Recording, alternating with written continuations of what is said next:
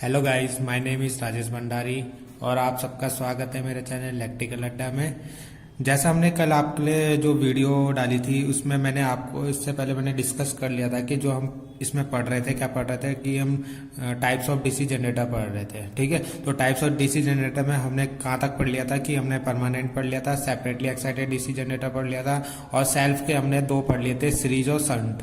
ठीक है, तो एक जो कंपाउंड एक जनरेटर रह गया था आपका कंपाउंड जनरेटर, सेल्फ के अंदर आता ही है। ठीक है, आज हम वो पढ़ेंगे कि टाइप्स ऑफ कंपाउंड जनरेटर। तो जैसे मैंने आपको बताया था कि टाइप्स कंपाउंड जनरेटर दो टाइप्स के आते हैं, एक लॉन्ग शंट कंपाउंड जनरेटर आता है और एक शॉर्ट शंट कंपाउंड जनरेटर आता है। ठीक है, अब ये भी दो टाइप के होते हैं आपके। ठीक है, लॉन्ग शंट कंपाउंड जनरेटर आपका दो टाइप का होता है। कौन कौन सा होगा? ये होगा कम्युलेटिव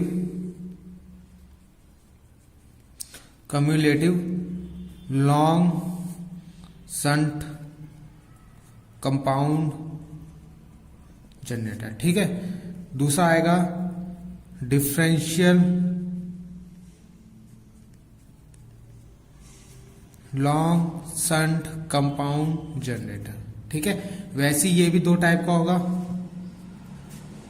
ये होगा आपका कम्युलेटिव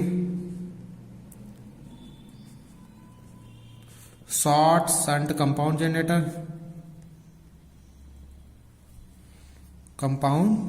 ठीक है, ये भी आपको होगा differential short shunt compound generator. ठीक है, तो यानी ये दो टाइप के आते हैं, cumulative long shunt, differential long shunt. Short वाले में कम्युलेटिव शॉर्ट शंट और डिफरेंशियल शॉर्ट शंट। ठीक है, अब हम इनके बारे में एक एक करके पढ़ते हैं। सबसे पहले हम पढ़ेंगे लॉन्ग शंट कंपाउंड जनरेटर।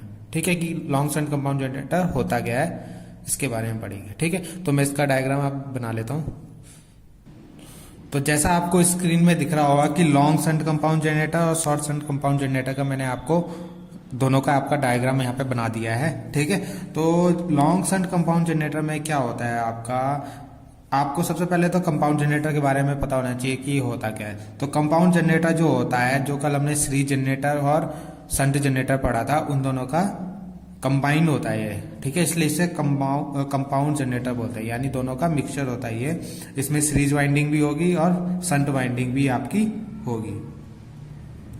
ठीक है, तो ये दोनों के कंबाइन होता है तुम्हारा कंपाउंड जनरेटर। ठीक है, तो इसमें जो आपका लॉन्ग शंट कंपाउंड जनरेटर है, इसमें जो हम शंट वाइंडिंग करेंगे वो आपकी सीरीज फील्ड वाइंडिंग और आर्मेचर के पैरेलल में करेंगे लॉन्ग शंट कंपाउंड जनरेटर में। ठीक है, और जो शॉर्ट शंट कंपाउंड जनरेटर है उसमें जो फील्ड वाइंडिंग होगी आपकी वो केवल आर्मेचर के पैरेलल में होगी, सीरीज के पैरेलल में नहीं होगी। दोनों में अंतर बस यही है। ठीक है, इसमें जो शंट वाइंडिंग होगी फील्ड वाइंडिंग और आर्मेचर के पैरेलल में होगी, और शॉर्ट शंट वाले में आर्मेचर के पैरेलल में केवल शंट वाइंडिंग होगी, सीरीज के पैरेलल में नहीं होगी। ठीक है, तो दोनों में मेन डिफरेंस यही है। और इसमें इसमें मेन बात यह है कि क्या है, जैसे हमने कल बताया था कि शंट वाइंडिंग जो होगी आपकी और जो फील्ड वाइंडिंग होगी, इन दोनों में अंतर क्या होगा? यह आपके जो मोटे तार की होगी, ठीक है, ये मोटे तार की और कम टर्न होंगे इसके। ठीक है, मोटे तार और कम टर्न के होंगे, और ये जो होगी पतले तार की और अधिक टर्न होंगे इसमें। ठीक है, यानी इसमें पतले तार की जो वाइंडिंग होगी और अधिक टर्न होंगे आपके। ठीक है, वैसे सेम इसमें भी होगा। ठीक है, तो ये हमने पढ़ लिया इसमें लॉन्ग शंट कंपाउंड जनरेटर और शॉर्ट शंट कंपाउंड जनरेटर में डिफरेंस क्या है, कि इसमें शंट वाइंडिंग इन दोनों के पैरेलल में होगी और इसमें आर्मेचर के पैरेलल में होगी। अब हम इसमें पढ़ेंगे कि लॉन्ग शंट में कम्युलेटिव क्या होता है, डिफरेंशियल क्या होता है, शॉर्ट शंट में कम्युलेटिव और डिफरेंशियल क्या होता है। तो सबसे पहले हमें कम्युलेटिव पता होना चाहिए, डिफरेंशियल पता होना चाहिए, दोनों होते क्या है। तो मैं इन दोनों के आपको डायग्राम बना देता हूँ, उससे आपको क्लियरली समझ में आ जाएगा। ठीक है, तो मैं इसका डायग्राम बनाता हूँ। हाँ, तो जैसे आपको स्क्रीन में दिख रहा होगा कि मैंने इनके दोनों के डायग्राम बना दिया, कम्युलेटिव लॉन्ग शंट और कम्युलेटिव शॉर्ट शंट। ठीक है, कि कम्युलेटिव में लॉन्ग शंट में क्या होता है, कम्युलेटिव में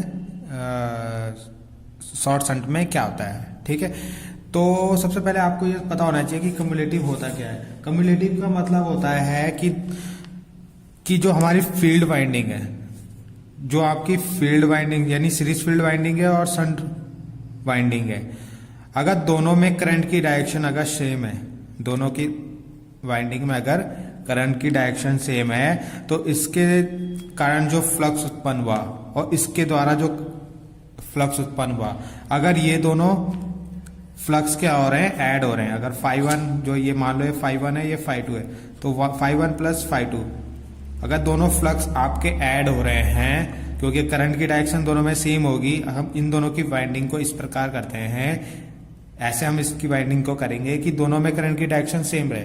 तो अगर दोनों में करंट की डायरेक्शन सेम होंगे तो दोनों में फ्लक्स जो उत्पन्न होगा वो क्या होगा, ऐड हो जाएगा। जो हमारा टोटल फ्लक्स है वो इंक्रीज हो जाएगा।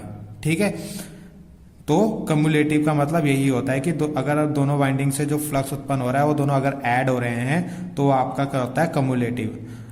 ठीक है, तो उसमें हमने एक बार लॉन्ग के लिए बनाया है, एक बार शॉर्ट के लिए बनाया है। लॉन्ग में क्या होता है, पैरेलल में होती है शंट वाइंडिंग दोनों के पैरेलल में, और इसमें दोनों के शॉर्ट में, इसमें आर्मेचर के पैरेलल में होती है। ठीक है, तो अगर इन दोनों, इसमें भी आपको दिख रहा होगा करंट की डायरेक्शन सेम है शॉर्ट वाले में, तो इसके कारण भी जो फ्लक्स बनेगा दोनों में, वो दोनों क्या होंगे, ऐड हो जाएंगे।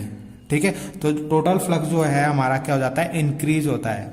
ठीक है, इससे क्या हो जाएगा, जब हम ऐसी वाइंडिंग करेंगे कम्युलेटिव टाइप की वाइंडिंग करेंगे जिसमें करंट की डायरेक्शन सेम होगा, तो उससे क्या हो जाएगा, फ्लक्स इंक्रीज हो जाएगा। फ्लक्स इंक्रीज हो जाएगा तो हमारा जो ईएमएफ है वो भी इंक्रीज हो जाएगा।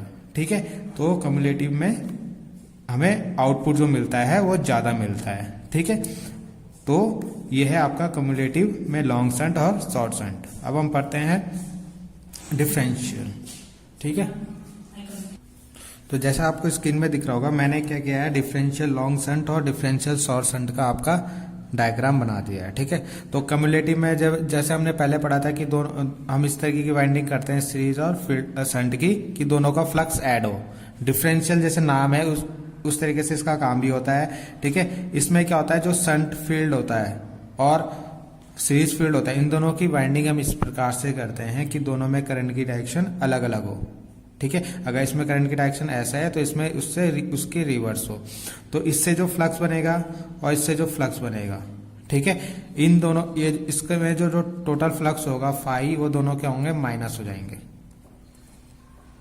ठीक है, तो इस तरीके की वाइंडिंग करते हैं डिफरेंशियल लॉन्ग शंट और डिफरेंशियल शॉर्ट शंट में, कि दोनों में करंट की डायरेक्शन क्या हो, अलग अलग हो। ठीक है, जब अलग अलग डायरेक्शन होगी, जो टोटल फ्लक्स होगा, इसके कारण जो फ्लक्स उत्पन्न हो रहा है, इसके कारण जो फ्लक्स उत्पन्न हो रहा है, वो दोनों क्या हो जाएंगे, माइनस हो जाएंगे। ठीक है, तो हमारा जो टोटल फ्लक्स है वो क्या हो जाएगा, कम हो जाएगा। तो टोटल फ्लक्स जैसे कम होगा तो जैसे हम लोड लगाएंगे तो क्या होगा, इसका वोल्टेज भी कम हो जाएगा। ठीक है, ईएमएफ भी कम जनरेट करेगा। तो ये है आपका डिफरेंशियल और कम्युलेटिव। तो जैसे समझ में आया होगा आपको कि कम्युलेटिव में दोनों फ्लक्स प्लस हो जाएंगे और डिफरेंशियल में दोनों फ्लक्स माइनस हो जाएंगे। ठीक है, अब इसमें जो हमने पढ़े हैं कंपाउंड जनरेटर के टाइप्स पढ़ लिए हैं। ठीक है, लॉन्ग शंट और शॉर्ट शंट में ये चारों मैंने आपको बता दिए हैं। अब क्या होता है, इसमें जो हम फील्ड वाइंडिंग करते हैं, सीरीज फील्ड वाइंडिंग या वोल्टेज के आधार पे, ये भी 3 प्रकार के होते हैं, कि हमने जो वाइंडिंग कर रखी है और जो फील्ड मतलब जो वाइंडिंग कर रही है उसके टर्न के आधार पे और वोल्टेज के आधार पे, ये 3 टाइप के होते हैं। ठीक है, तो अब मैं उन तीनों को आपको एक एक करके समझाता हूँ। तो field winding, series field winding और वोल्टेज के आधार पे ये 3 टाइप्स के होते हैं आपके। ठीक है, 3 टाइप्स के कौन कौन से होंगे, एक level compound generator, level compound generator. ठीक है, और दूसरा आता है अंडर कंपाउंड जनरेटर,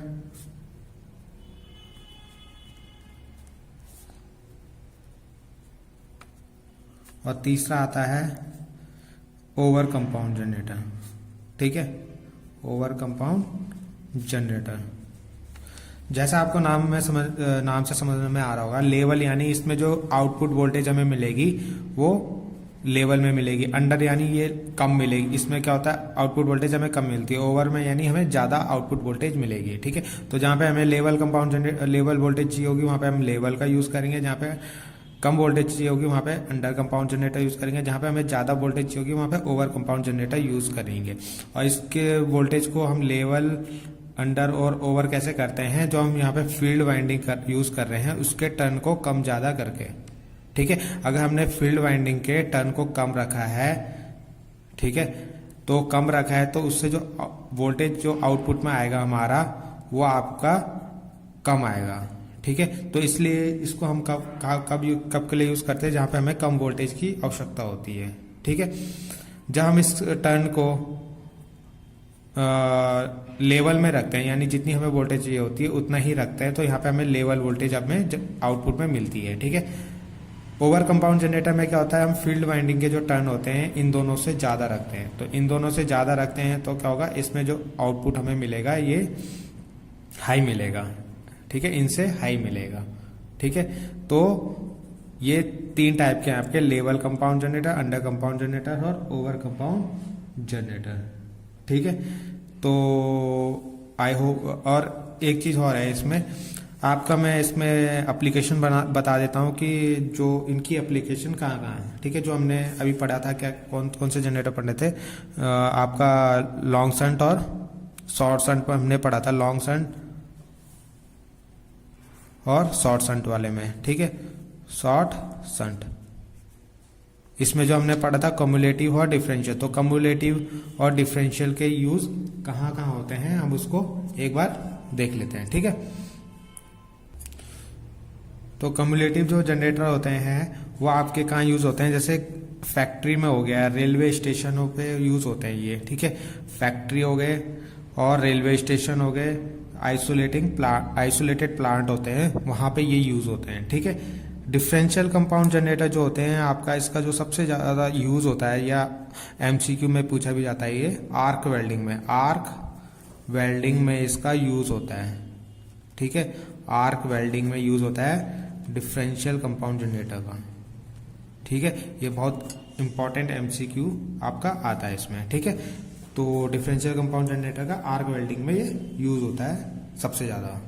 ठीक है, तो आई होप आपको ये समझ में आया हो, and thanks, like and subscribe my channel, thank you.